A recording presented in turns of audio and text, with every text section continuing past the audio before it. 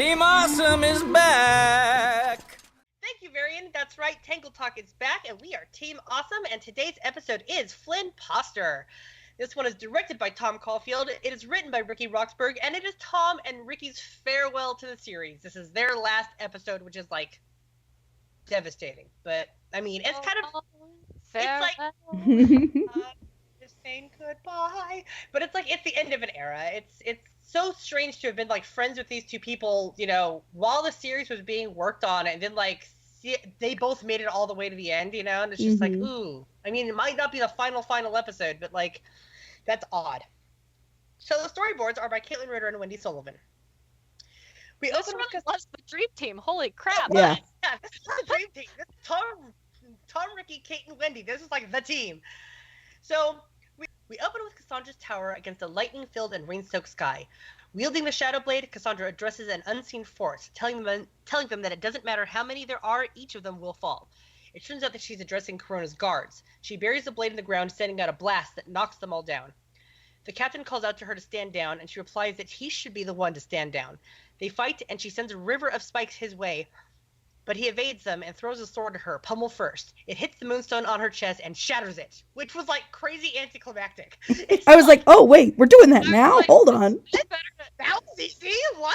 That's the moment that I was like, oh, this must be like a dream sequence, because I'm pretty sure, you know, like when Edmund tried to grab the moonstone, it was like, no! Blew his freaking arm off. And now it's tired. It's like, it's fine. I'm done. I've already, like, got a little chip broken off. I can't do this anymore. Yeah. She tells the captain that despite this meaning her powers are gone, she doesn't need her powers to defeat him. He says that he won't fight her, and she replies that he will never be able to protect Corona. She charges, and the captain wakes up in bed. It was all a nightmare. He buries his face in his hands. The next morning finds the captain in the throne room before Frederick and Ariana, so I guess their memories are completely restored and that they are in charge once again. Because, hey, they're sitting on the thrones and actually doing their job. Mm-hmm. I'm assuming we still have good Fred. Yeah. I really hope we still have good I think it is good Fred, because here's the thing, is that, like, just because he remembers what happens, it doesn't mean, like, he feels that way anymore. So, I mean, here's the thing. Ricky fixed Fred, so Fred is fixed. Good job, Ricky. Thank you. Thank you for listening to us go, no! Previously, I was saying that, like, Ricky single-handedly fixed Fred with, like, the memory loss and then, like, the whole egg thing. And then I'm like, oh, and then he, like, gave him back his memories and put him on the throne. So, like, he did the full circuit of, like, fixing Fred. With many people looking on, including several guards, pub thugs, and citizens, and Edmund, Varian, Fidela, Rapunzel, Eugene, Lance, and Max, the captain acknowledges that he cannot face Cassandra in battle, and in doing so, he cannot defend Corona against her threat. And so he retires from his post, much to everyone's surprise. Frederick and Ariana acknowledge the work he's done over the years and respectfully accept his resignation with no hard feelings. The captain goes on to name his replacement, saying that he has so many qualified guards. Has any of these guys successfully guarded anything? Lance wants to know, and everybody agrees with him. No, they have not. Oh, never. My replacement They're the Corona Guard. They are good at, nothing. Sorry, Sorry, guys. That's about it. We love you guys, but you're not good at your jobs. That's because they got rid of Conley. Conley was okay at his job. Where has he been? Well, when will my boy return from the war? Where is Conley? God. Can he show up in the last episode and be like... That'd be amazing.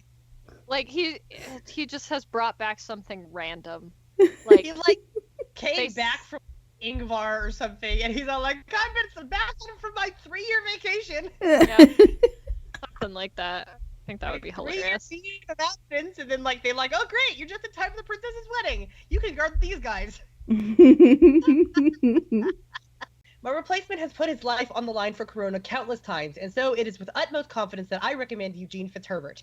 And I actually love this because the fandom was in a bit of an uproar about Rapunzel just giving the job to Eugene, because we got, like, the little promo, that 3-second promo that we tend to get these days. Mm-hmm.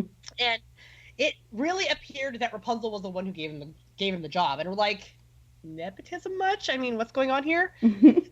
And he hadn't done anything specifically to earn it and didn't even want it.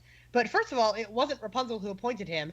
And second of all, the captain gave a very good reason why he wants Eugene to take on the job. And since then, like, fandom has been doing lots of debating about, you know, the wisdom of this choice. And, mostly versus, but Cassandra's the one who wants the job. And it's like, but Cassandra's not qualified for the job at this point. Treason kind of, disqualifies you. Eugene spits out his tea all over the helmet the captain is offering, staring in shock at his reflection in the brass. Captain Fitzherbert, I like the sound of that. And better yet, I have a few outstanding citations, so if some of those could somehow just disappear. Lance. I love him. He's amazing. Oh my god. I Also, swear to God, how does he still have outstanding? I know, that's what I wanted to know. I was like, what the heck have you been doing? I love how they're just citations on parking tickets. What's up, Lance? God. That's parking ticket. He parked his carriage too close to I don't know. Ye old fire hydrant. Fire hydrant, and then I'm like, wait, that doesn't exist. We cut to Eugene's room where he's wearing the captain's uniform, sans breastplate or helmet. He's ranting to Rapunzel about how he doesn't understand what the captain or ex-captain is thinking. I mean, what are we gonna call him now? We just he's still the captain, it's like Eugene and the captain. It's how it's always gonna be. Ex-captain doesn't sound right. I guess just Cap is okay, but dude, what are we supposed to call him? Maybe if we gave him a name, right? Mm-hmm. Writers. You could name Seth, but you can't name the captain? Yeah, right? You're gonna name some rando kid, but you're not gonna name the captain. Whatever. Okay. You're gonna give Eugene 3 names, but you're not gonna name the captain? Okay, whatever. Rapunzel reassures him that he is the perfect choice. He says that he's flattered by all the support, but that he doesn't know if he's right for the job because he was a legendary thief. Rapunzel reminds him that he was Flynn Rider, but now he's Eugene, and maybe he should give the captain thing a shot. Just then, Stan and Pete go running by outside the door and explain that Rapunzel's crown has been stolen. Again, this makes the 3rd time? Seriously. This is the worst guarded crown in the history of crowns. Unperturbed, Rapunzel suggests that this is the sort of thing that the captain of the guard should handle, and Eugene points out that, for the record, he has not yet accepted the position. And I also love, here how she, goes and smooths his hair back, but then he takes a step back and fixes his hair. He's just no touchy. I'm tight, right? I'm tense right now. Just, leave me alone. I love how she doesn't care. She's like, my crown's gone? What's new? Yep. She's like, oh, again? Whatever. She's so nonchalant about this crown thing. The entire episode, she's not upset a bit about the crown. It's dude. It turns out that the new thief came in through the ceiling, just like Eugene did when he stole the crown in the movie. I have no idea why they thought putting it back on display on a pedestal was a good idea. I guess they moved it out of Rapunzel's room when Kiera and Catalina stole it in season 1, but even so, safer. It's why did you put it there? You have a vault. What the hell? We know why they put it there. Because they're the Corona guards. They're like, we have an idea. They were like, wait a minute. I know where we should keep it safe. The pedestal in the throne room. Didn't it get stolen there? Maybe. Nah. But who cares? It'll be totally safe now. Eugene isn't on the run anymore. Yeah. It's fine. Exactly. We got this. Fine. Oh my god. Fine. Snatched it.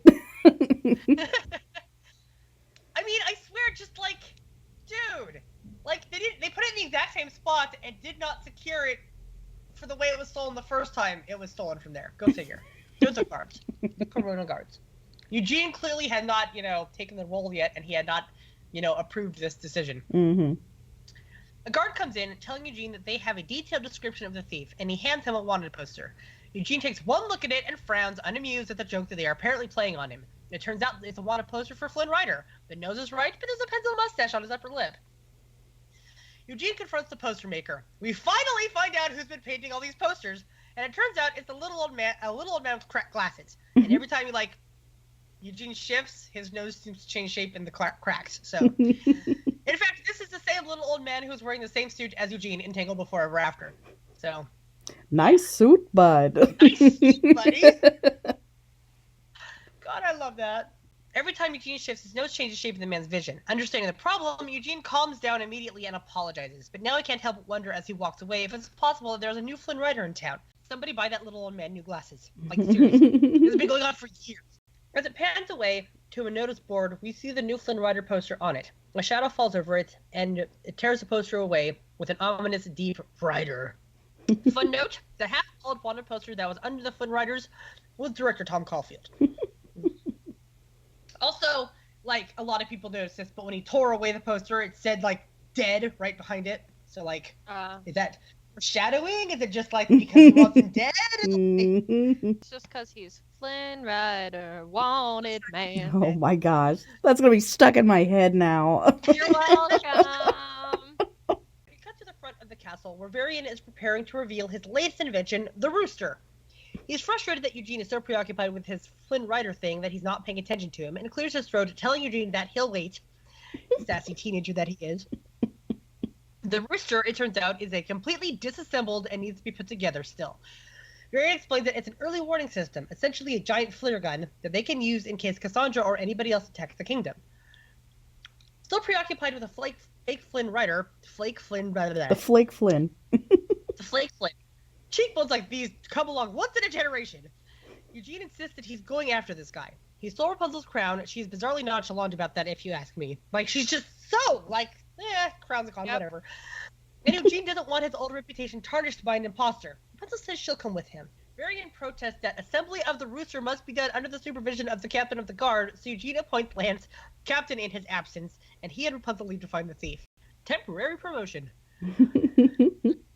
Lance is considering how he's in the episode, but considering he's not really focal in the episode, Lance is so freaking funny in this episode. Oh, it's so good. Mm-hmm. Of course, it's Lance. Of course, he's funny in this episode. He's always Lance.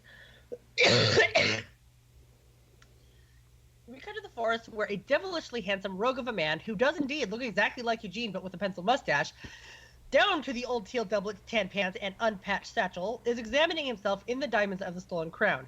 He begins reveling in his ill-gotten loot, wearing the crown, pouring the coins onto his face, making a money angel. I'm getting my best journey and I don't even care.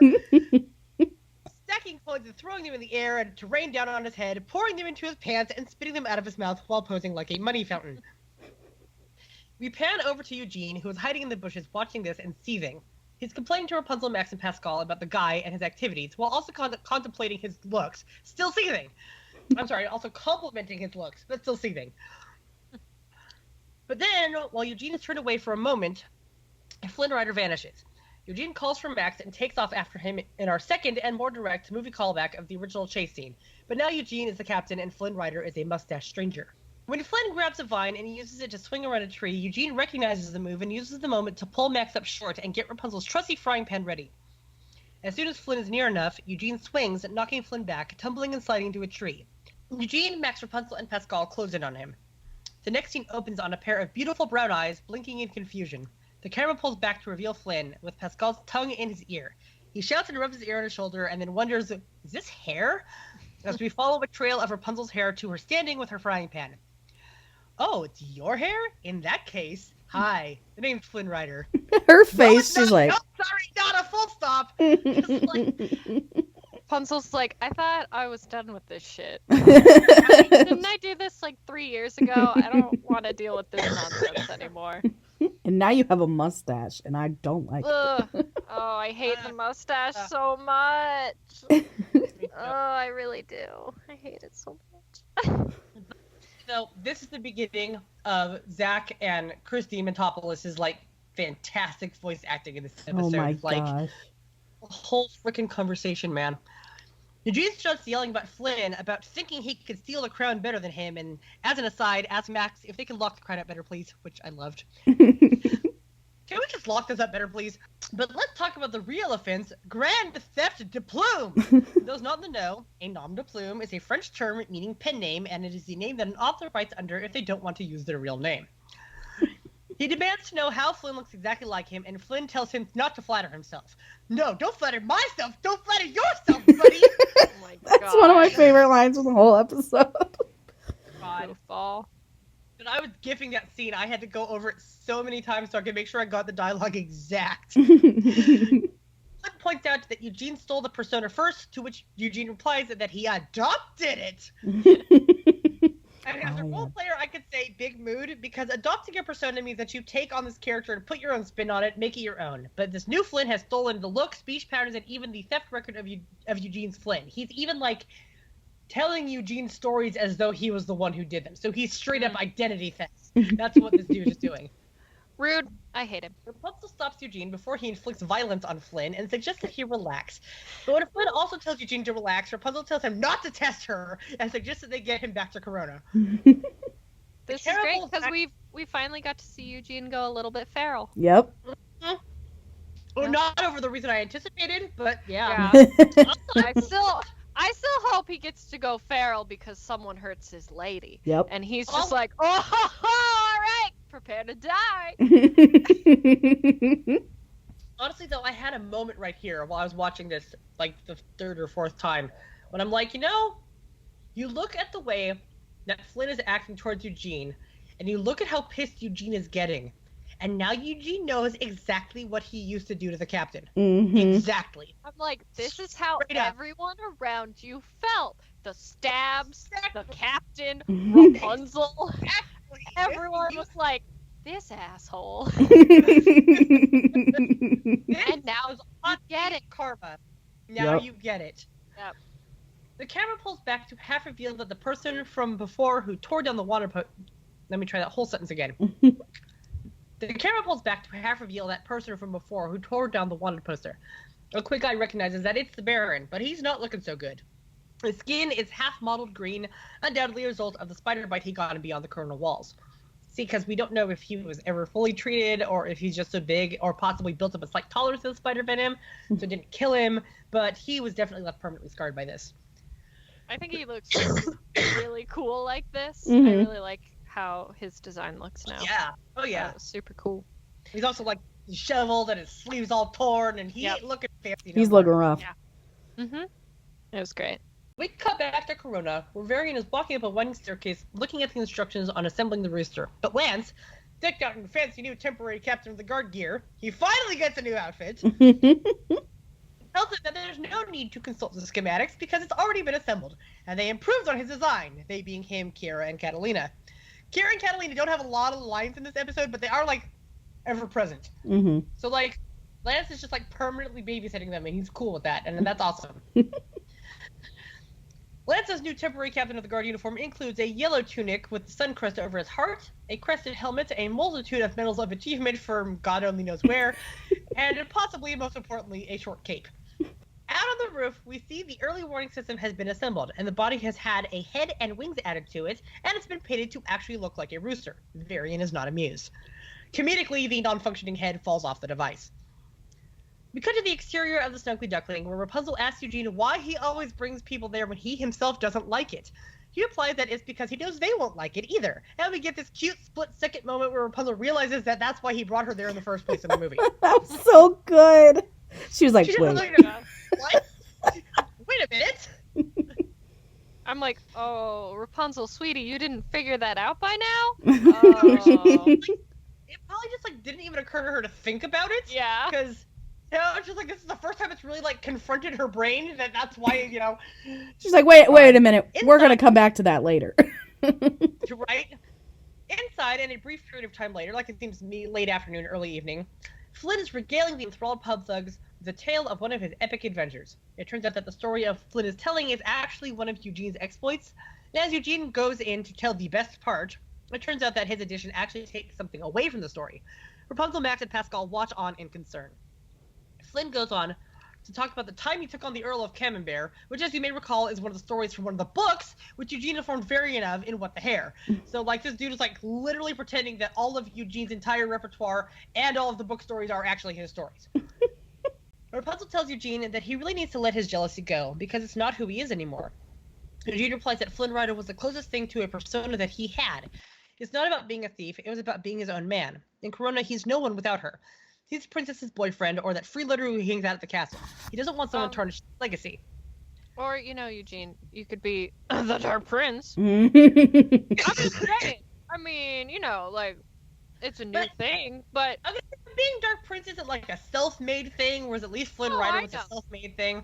No, I know. I'm just saying, like, he's like, oh, I'm just the princess's boyfriend. I'm like, you're also the son of a king. Of a kingdom that's, like, defunct, though, so, like, who cares? I'm just saying.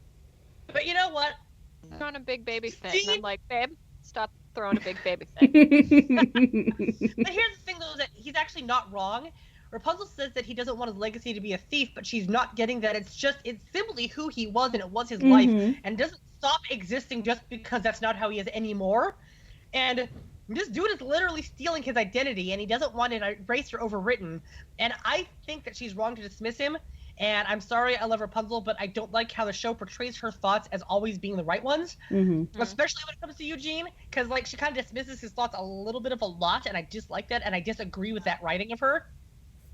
And he's allowed to think and feel the way that he does, and it doesn't need to always be told that he's wrong to think and feel that way. Like, little bit more support, Rapunzel. I mean, come on. Like, I feel like that particular writing of her is out of character for her. Yeah.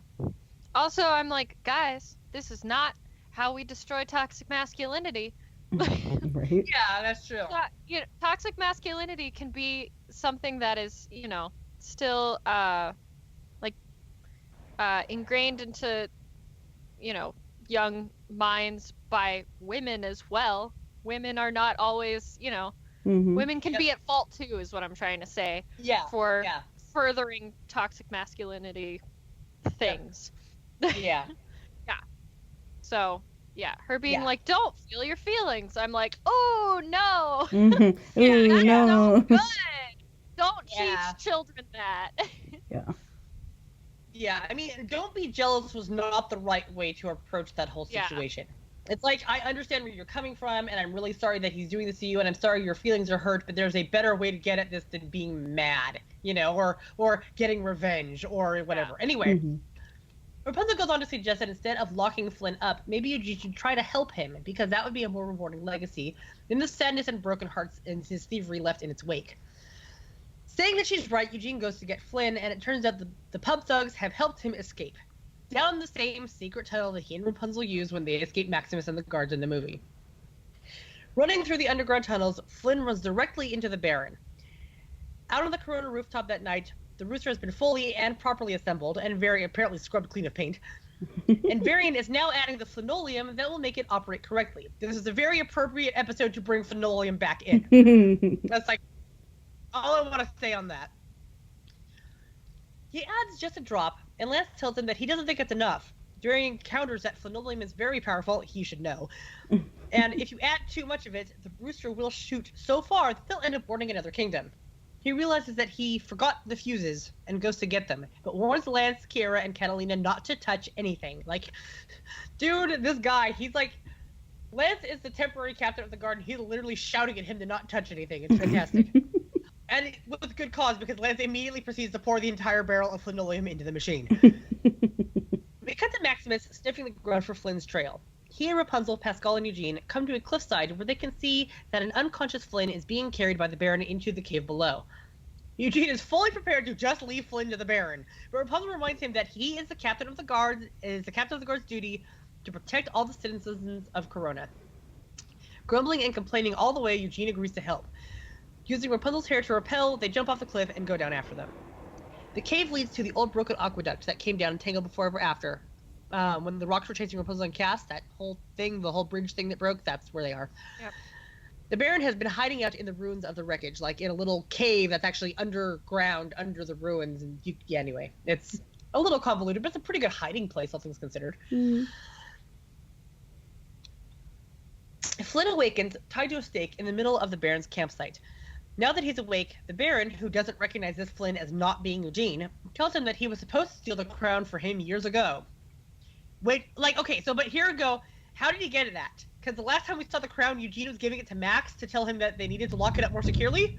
So I guess at some point on the way to the Snuggly Duckling, he stole it back, I guess. Because, I'm just sitting here watching, I'm like, wait a minute, Max had that. You're like, oh, that guy's They didn't good. lock it up securely enough. Yeah. Also, I have a question about this because I'm like, okay, so the Baron is who I guess told Eugene to steal the crown, but I'm like, I thought the Baron already hated him by that point because he had already double-crossed him. So did he ask him years before? Like, before? Yeah. Or maybe he also simply acknowledged his skill, and he's like, look, I don't like you, but you're the only one who can do this. Yeah, but I'm like, because I can't imagine when Eugene and the Stabs stole the crown, it was to give it to the Baron, because the Baron was already angry. That could be. Or yeah, it could be it's that he actually commissioned them to do that. Or we've just got a Star Wars level plot hole, and that's fine. Star Wars has like 80,000 of those, and that's okay, I guess. But I mean, honestly though, with what you brought up just now, it would make sense if he like told Eugene to steal it for him like a long old time ago, Yeah. and it wasn't until he was like an adult and he was like free of the bear, and then he's like, you know what? Let's do that job now. Yeah. He's like, I want an island, you know? what should I steal? Oh yes, the thing the Baron told me to steal. And I'm actually skilled enough to do it now, you know? I was just gonna say in whichever one where they steal the ring from the Queen, and there's the flashback to 8 years ago, right? That's the same one. Return of Strongbow. Yeah, there we go. That Eugene was in fact 16 in that, even though he doesn't look any younger, but he was in fact 16. Well, it's like I which is explained, funny. like, I mean, of course we all obviously know by now that like it was budget that kept them from designing him younger. And also it occurs to me that they didn't want the very first time we ever saw Lance for him to not look like he looks now. So that makes sense too. And also it could be that when they were working on making that episode, they did not yet know that they were going to have an episode where they showed them as kids. Exactly. So there's so many reasons why they're like, no, they had to look like their adult versions of themselves in that shot. Somebody should make an edit of one of those scenes where they're in their teenage form. Yeah, man.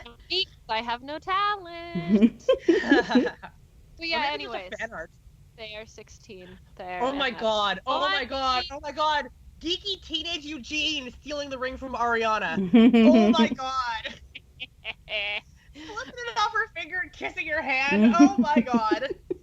And now Which it makes would also more be like how sense. she didn't like straight up recognize him. Yep. You know? Yeah. Exactly.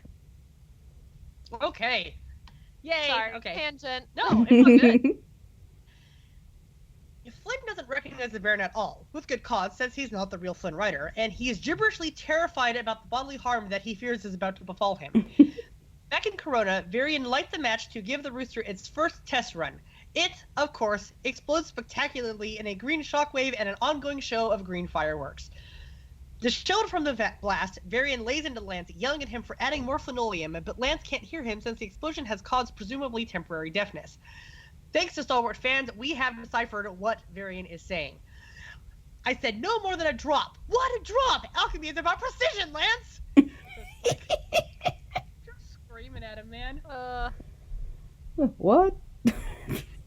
Back at the aqueduct, Rapunzel is lowering Eugene down to the ground, but the blast from the rooster comes rocketing in and hits her, causing her to drop Eugene. And, you know, Max, like, pulls her out of the way, but regardless, like, she pulled, like, her hair protects her and all that kind of crap, but, like, yeah, so she gets hit, and she drops Eugene. And he falls the rest of the way into the ravine, and into the crack that leads down into the Baron's hideout. Flynn is overjoyed to see him, believing Eugene is here to rescue him. The Baron is shocked to see two Flynn Riders in front of him. However, he's about to ID Eugene as the real Rider because his ego is so fragile. Be that as it may, the Baron intends to kill them both. Rapunzel quickly finds another way down into the canyon floor so that she and Max can be the rescue team now. The Baron ties Eugene to the stake. I also love how, like, she was lowering Eugene down very slowly and carefully, and then she just, like, leaps down off these rocks. And she's like, doop-a-doop-a-doop. She's like, I have to gently set the baby boy down, and then she just goes, yeet! My god. The Baron ties Eugene to the stake as well. I'm sorry, he shackles Eugene to the stake as well. And then he notices that Rapunzel is watching them through the hole in the ceiling. He loosens a rock in the wall and starts to let the water in, and then climbs out so he can take care of Rapunzel. I'd like to know that there's this crab who's been showing up a lot in these scenes, and he climbs his way out of the hole now, and he's important later. I mean, he was this background crab, and now he's like going to be a foreground crab soon. So Rapunzel scores off against the Baron, telling him to let them go. He states that when this is through, Eugene is going to have wished he'd stayed with Stallion. Rapunzel points out that Stallion has moved on, so why can't the Baron? But enraged, he tells her that he has nothing to move on to, and throws a boulder at her, one-handed. A literal boulder. He is strong. She blocks the boulder with her hair, as well as the next one, but it was bigger and knocked her down. In the cave, the waters are rising. It's knee-deep now. Sensing impending doom, Flynn apologizes to Eugene and explains that by stealing the name Flynn Rider, it gave him an instant reputation, and that without it, he's just boring old Brock Thunderstrike. Oh my god, I've never been more upset in my whole life. It should have been Bastion's. I mean, you know, Bastion Thunderstrike sounds good too. In fact, it sounds better. It really does. It does. It should It have really been Bastion. does. Ricky, it should have been Bastion. I don't think Ricky- you're listening, but I'm gonna yell it at you anyway. Yep. I've just, it was just such a waste. And now I have to name my son Bastion. I just have to, because Tangled the series has failed me. So I must name my son Bastion now. However, as you pointed out to me, at least Brock does mean badger. Yes, now which I thought was funny because But also, they like, just now changed I'm Badger. picturing, like, a rain of Brock thunderstrikes in 1312. Just a whole bunch of them falling out of the sky. Yeah. It's so weird. I love whoever animated that entire sequence was just it was just so good. Well, it was good. I The know facial that expressions are so good. I know that Wendy boarded that scene. Yeah. So, like, yeah, it was great. The way Eugene turned around, he was like, "What?" What did you So say your good. name was? The Baron continues hurling boulders at Rapunzel, who has taken shelter under her hair. She tells Pascal that she'll hold off the Baron, but he needs to go help Eugene. He nods and runs off. The Baron topples a crumbling pillar, and Maximus rushes in to push Rapunzel out of the way. However, the ends of her hair have been pinned under the stone rubble. Another pillar falls, but Max holds it up with his back to keep it from falling on Rapunzel. In the cave, the water is now waist deep. Eugene tells Brock that he's going to pick the lock on Brock's manacles, and that Brock can pick the lock on his, and Brock agrees. Eugene gets Brock's manacles off and then Brock leaves Eugene there, stating that he wants his reputation, not his problems. Eugene points out that leaving someone behind is something Flynn Rider would do, but is it something Brock Thunderstrike would do? I'd like to point out Brock hesitates, but he leaves anyway, and the water is now shoulder deep. But I'd like to point out that, like, in him saying that that's something Flynn Rider would do, that kind of negates the stuff that happened at the end of You're No Time Like the right. Past. Yep. Oh my god. So, like, See? fix the See, end of No Time Like the Past also. No Time Like the Past had no lasting things. Impression on Just the like I show. said. Okay. We can just Oh. pretend it didn't happen. Yes. Yeah. I remember. Like, I'll just watch that episode and then I'll just stop before the end. And then I'm like, okay, so I Yep. know how this ends. It ends with, them agreeing that she'll try anyway and his feelings are not invalidated. And Yep. so even though Ricky should have named him Bastion, at least he did that. It's 1% forgiven.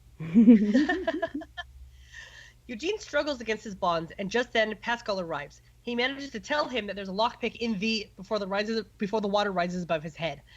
Getting the message, Pascal dives in and retrieves the lockpick from Eugene's belt pouch and gets him to work on the shackles. Okay, so that's one thing that I'm not like. I know a lot of people are like, ooh, yay, guard uniform, but like honestly, it's kind of low on my list of outfits I like Eugene in. It's really generic, and also like it's not shaped as well on him as like some of the other stuff. It's more the Better rank that tailored. comes with the uniform that makes it more attractive. But also, yeah, it's the rank, but it's not the actual uniform. But Yeah. like, one of the things that I was noticing is that, yes, this uniform has like a belt, but it completely loses the low slung hip belt. Mhm. So it's like, man, there's nothing casual about it, and it's really disappointing because he's like all about the casual. The bubbles at the surface of the water slow and then cease, but a moment later, Eugene and Pascal both come up for a big lungful of air. They climb out of the cave only to find Rapunzel trapped and Maximus holding the stone pillar up. But before he can run to help her, the Baron plows into him and pins him down. Holding a boulder over his head, single-handedly, like he does, because he's strong, the Baron tells him that this is how it ends. But with a clang, he is stunned and goes down, revealing Brock with Rapunzel's frying pan. Oh, Mama, I have got to get me one of these! Relieved, Eugene exclaims, Flynn, you came back! And his lookalike helps him up, but Brock explains that Flynn didn't come back, Brock did. Before they can relax, though, Rapunzel calls for help, and Eugene and Brock work together with Pascal's help to move quote-unquote help, he's a chameleon, what did he do? To move the boulder, pinning Rapunzel's hair. As soon as she's free, she lassos the boulder, and the three of them move it to support the stone slab that Max has been holding up this whole time so that he can get away from the crumbling rock. As they all clear out, the Baron returns. He grabs Brock's ankle and pulls him down, just as the slab is falling on them both. Rapunzel grabs Brock with her hair and pulls him to safety. He is rightfully impressed, commenting that he thought that they were here to save her, and Eugene informs him that Rapunzel usually does most of the saving. So cute. Yes. Yes, it's true. I actually saw this great like gif of her standing there like holding her hair, having just helped him, and it was simply captioned, "I see a strong, confident, beautiful young lady." I'm like, yes! Perfect! Take Yes! that awful line and use it for good. Reclaim it! Reclaim it! Yes. Pascal finds her crown amongst the rubble. And I guess, like, the Baron is also strong enough, since he's strong enough to throw boulders single-handedly, he's also strong enough to withstand rocks falling on him. Yeah. Because as they all walk away by morning's light along the top of the cliff back towards Corona, we see that he is slung across Max's back, and he's, like, fully conscious and everything. So Amazing that he didn't just, die. I think they're just What not allowed to magic of on this Disney! Well, like, if they kill anybody, it's gonna have to be in the finale because that's like the only time the lawyers would have allowed it. Yeah. Killing credits. They're saving up. Kisses and killings. That's Kiss. what we're waiting Like for. Kiss credits and kill credits. It's like in Gravity Falls. Like, season 2 started to get a little less, for children, but then there was that line in the last episode that you're Yeah. like, oh, wow! Cypher. They really let him do that, huh? Okay. Probably my favorite line in any Disney thing ever, personally. I just think it's so funny. What is it? It's excuse me, I have some children I need to make into corpses. Oh. I'm like, what? It's just amazing because it's never something you would have thought you would hear on a Disney show. Yeah. But like honestly though, somebody made a gift set recently of like all of the lip-to-lip kisses in all of Tangled the series so far. There have been 2 in season 3. Illegal. They had better be saving up their kiss credits for the finale. That's Like, why the finale is a 3-parter, because that extra part is just them making out. It's just them making out. Hope y'all didn't want plot. It's Part just 1, nurturing. something happens with Cass. Part 2, they defeat Zontiri. Part 3, Eugene and Rapunzel make out for a solid half hour. Perfect. It's 'cause they And then propose. they stop kissing, and Eugene's like, yo, you want to get married? And she's like, hell yeah. And then they resume kissing, and that's how the show ends. Yeah, man. Perfect. Perfect. Brock gives himself up, stating that this is the part where Flynn Rider goes to jail. But instead of cuffing him, Eugene shakes his hand and says that I just realized that he shook his hand left-handed. Yeah, it's a little weird. I mean, it was because of framing, I'm positive, but it was still like, wait a minute, he shook a hand left-handed, that's odd. Mhm. Or it goes into that theory from the movie that he's actually left-handed and he's like taught himself to be ambidextrous. Eugene shakes his hand and says that the only person he sees before him is Brock Thunderstrike. He tells him to promise that he'll carve out his own life and make his own name for himself, and to not let a name like Brock Thunderstrike go to waste because that name is a gift from the heavens. Sure, Well, in sure it is. Well, in that case, Princess, Captain, various pets. Are you pets? I don't even know, which is like my favorite line in the entire episode. But especially like combined with the little finger wiggle of various pets. Like, I don't know. I just really like that bit. Brock notices that little crab that I mentioned earlier, and he picks it up and puts it on his shoulder and calls him his new pet, Hulk Lightning Claw. He bids him adieu and walks off.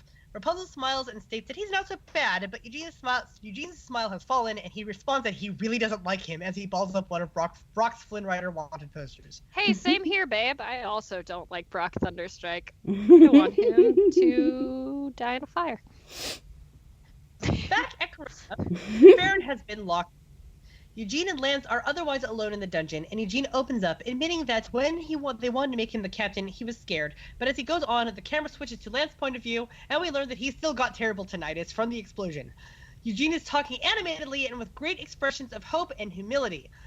We get a cutaway where we can hear him saying, "That's when I realized that if they believed in me, well, darn it, it's okay for me to believe in me too." And Lance is nodding along, trying to be supportive, even though he had no idea what Eugene is saying right now. And Eugene goes on just as animatedly, and our audio is Lance's tinnitus again. And Eugene says, "And that's why I've decided to accept the position of captain of the guard." And he gives Lance a big hug. He thanks him for listening, and they walk off and ask him where he got all the medals. Lance bellows, "What? What was it? Eugene, check out the medals!" Eugene's face. He's like, really? Gemini Hero on Tumblr, we have a decent idea of what Eugene was saying too. The speech is, if I could just open up for a moment, I love that I'm confident, stunningly handsome, and worldly, but deep down, I failed to wonder who is the real me. It's been a long, and this part right here is like we're still not sure because he talks kind of fast, and it's hard to like lip read and hear the audio at the same time. And long and amazing journey to get to this place. Let me tell you, for the first time in my life, I feel like I've reached the end of an era. That's when I finally realized that if they believe in me, well, darn it, it's okay for me to believe in me too. And I finally do, which is why I have decided to accept the position of Captain of the Guard. So it's actually like, how dare they like hide that? Yeah. But such a great little speech.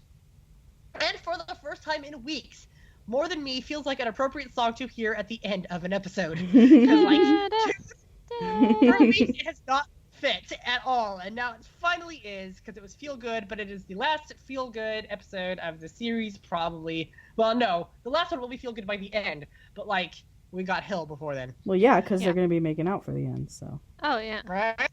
That's feel But good. now, Full before 22 minutes of smooching. staying straight. Before we close up this episode of Tangled Talk, we want to address the recent announcement that Disney is going to do a live-action Rapunzel. Oh, you Let's mean keep the it in our worst heads that news ever? Let's keep it in our heads that we don't yet know if they plan to do an adaptation of Tangled specifically or a different adaptation of Rapunzel. Please, God, let it be the second one. But my no one God. at Tangled Talk wants this. No. You know, this is how Disney can redeem themselves. They can make me Bastion Mm-hmm. version of Tangled. I'm like, yeah, make the hella dark one. Honestly, I'd be down for that, because if they did like a live-action dark version of Rapunzel that used the whole Bastion storyline, like, freaking do it, man. Right? Like, don't be afraid. You already own this property. You've already got it. Use it. Yeah. But then, like, okay, so it's like, first of all, I know that people are like fan casting it, and people even like brought it to Ben Barnes' attention, and Ben Barnes is like, hell yeah, I'd play Eugene. Actually, No. he said Flynn Rider. He's And 38 I'm like, no, like, or stop something like that. casting people in their late 30s, their mid to late 30s, to play Eugene and Rapunzel, because like in the movie it's her 18th birthday and he's 23, and so cast people in their 20s, for God's sake. They don't have to be the exact right age, but don't cast people who are pushing 40. Right? You know? Please, God, no. Second of all, like, you realize that in order to include Maximus, they would have to have a CGI horse who is photorealistic but still acting like Maximus. No. Do not want, okay? Simply do not want. And, or I guess the other option is to like, replace him with like a human character, but then what the hell is the point? Or they do it And then like, it's just like, or they do it like Lady and the Tramp, and also Call of the Wild, right? Mhm. Yeah, I think that's the right one. And also, yeah. oh dang it, there's Photo- another one. realistic, Oh, but Lion slightly King. cartoony. Lion King also doesn't look very good. From what I've Yeah. seen. Yeah. Yeah. Lady and the Tramp, I'm so sad because I was like, oh, this looks kind of cute. Like, oh, it's Lady and the Tramp, but it's live action. They've changed up some things. And then I saw that they had the dogs be CGI whenever they talk, and I was like, oh, you chose not to do voiceover? Oh, well then screw this movie. I'm not watching it. Well, it's like, okay, so like Call of the Wild is like, the dog doesn't have dialogue. It's based on a book. But the dog is but the dog is CGI in the entire movie. I don't think there's ever a real dog in that movie. So Like, every single clip Harrison in the Ford, why trailer did is you agree to CGI, that? and it's so obvious. Like, oh my god. Like, even calm scenes where there's no reason to have that dog be CGI, it's a CGI dog. So it's like, it's all of that crap. And then it's also like, let's bring up the fact that this movie is not even 10 years old yet. And they have much older movies that if they're just trying to do the whole copyright thing, they should be focusing on their older movies, not their newer ones. Mhm. Like, oh, you're gonna extend the copyright by like 12 years? Mhm. Congratulations. right? Hi. Idiots. So, like, yeah, all things considered, no Disney, bad. Why? I hope Roy Conley flipped a goddamn table when he heard this news. Right. Like, I know that he was like hard against a live action Tangled. Like, so I hope please he and flip the Byron table. are just like, no. Yeah. Yeah. I mean, I know that they don't get to technically like say in the end because Disney owns it and Disney can do whatever the hell it wants because it owns too much stuff. Mm-hmm. But like, I really hope that they raise a stink and get something done so that maybe what they can get done is that it's not a remake of Tangled. Yeah. You know.